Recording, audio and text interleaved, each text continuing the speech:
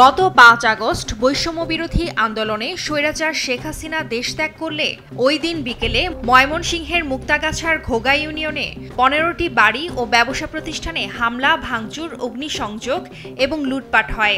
ভয়ে গা ঢাকা দেন আওয়ামী লীগের নেতাকর্মীরা। তবে সরকার পতনের ৪ মাসেও বন্ধ হয়নি লুটপাট। ফের ২৪ নভেম্বর ভোররাতে খাগড়জানা গ্রামের ইটভাটায় হামলা, ভাঙচুর করে চালানো হয় লুটপাট। এতে অংশ নেন অন্তত ৩ শতাধিক মানুষ। এ সময় লুট করা হয় নানা সরঞ্জামাদি। ৬০০ মানুষ হব কমের পক্ষ, এগুলো মিশিং আছিল, পরে খলার যত ভারী ভারী জিনিস আছে কোনো জিনিস থইছে না। গাড়ির মধ্যে রান্দাও ধরছে, রান্দাও ধইরা এখানে আপনার পরে এখান থেকে লুটপাট করছে। 10টা গরু নিয়ে আছে, এনেকুৱা ৫-৬০০ লোক আছিল। আইয়া আনে এখানে বাইরে টেরিয়া সব বাইরেছে, বাইরে ভাঙিয়ে ভাঙচুর কইরা পড়ে গেছে। বাড়িঘরে হামলা, ভাঙচুর ও অগ্নিসংযোগের পর ফের লুটপাট হওয়ায় পথে বসার উপক্রম হয়েছে পরিবারগুলোর। টিকে থাকতে সরকারের সহযোগিতা চান তারা। 15 লাখ টাকা চাঁদা চাইছে, তারপরে মারধর করছে ম্যানেজারে। মারধর কইরা কাগজপাতি, ফাইল টাইল যা ছিল অফিসের ভিতরে সব নিয়ে গেছে। 5 তারিখের পরে তো আমাদের বাড়িতে অনেক হামলা হচ্ছে। এর আগে ওই যে শনিবারে বাইরে হয়ে গেছে বাসা, আবার যে কালকে আমনেরি করছে।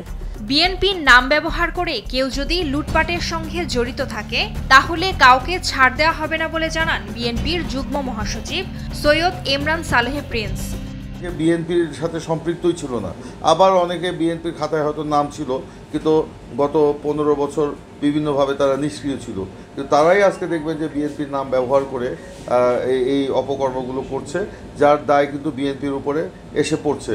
এই গুটি কয়েক বিপদগামী দুষ্কৃতিকারীর জন্য পুরো দল প্রশ্নবিদ্ধ হতে পারে না। এই জন্য আমরা এ ব্যাপারে কঠোর অবস্থান নিয়েছি এবং জনগণও আমাদের এই অবস্থানকে, তারেক রহমানের এই সিদ্ধান্তকে স্বাগত জানিয়েছে। আমরা এই কারণে আপনারা দেখছেন জনগণ তারেক রহমানকে এক নতুন তারেক রহমান হিসাবে অভিহিত করছে, বিএনপিকে এক নতুন বিএনপি হিসাবে অভিহিত করছে। বিএনপির রাজনীতিতে এই চাঁদাবাজি, দখলবাজি, সন্ত্রাস কিংবা দুর্নীতি, লুটপাটের কোনো সুযোগ নেই। এটা আওয়ামী রাজনীতির অনুষঙ্গ। এই রাজনীতি বিএনপিতে চলবে না। দখলদারিত্বের কোনো রাজনৈতিক পরিচয় নেই জানিয়ে তাদের বিরুদ্ধে কঠোর ব্যবস্থা নেওয়ার কথা জানান রেঞ্জ ডিআইজি। দখলদারিত্ব তাদের কোনো রাজনৈতিক চরিত্র বা রাজনৈতিক পরিচয় নাই। আমরা সেই পরিচয়ে তাদেরকে পরিচয় দিতে চাই না। যদি এরকম দখলদারিত্বের বিষয়ে আমাদের কাছে যে সমস্ত তথ্য আসছে, আমরা যথারীতি মামলা নিচ্ছি, সেটা যে দলেরই হোক না কেন।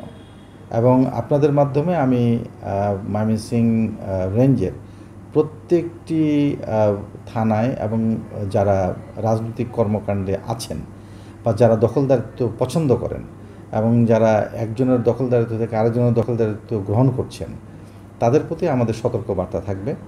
তারা কিন্তু যে যত বড় শক্তিশালী হোক না কেন, আমরা তাদেরকে আইনের আওতায় আনব। এসব ঘটনায় মুক্তাগাছা উপজেলা বিএনপির সিনিয়র যুগ্ম আহ্বায়ক কামরুজ্জামান লেবুকে হুকুমের আসামি করে 48 জনের নাম সহ অজ্ঞাত 40 জনের নামে অভিযোগ দিলে সত্যতা পায় পুলিশ। নিউজ ডেস্ক, দেশ টিভি।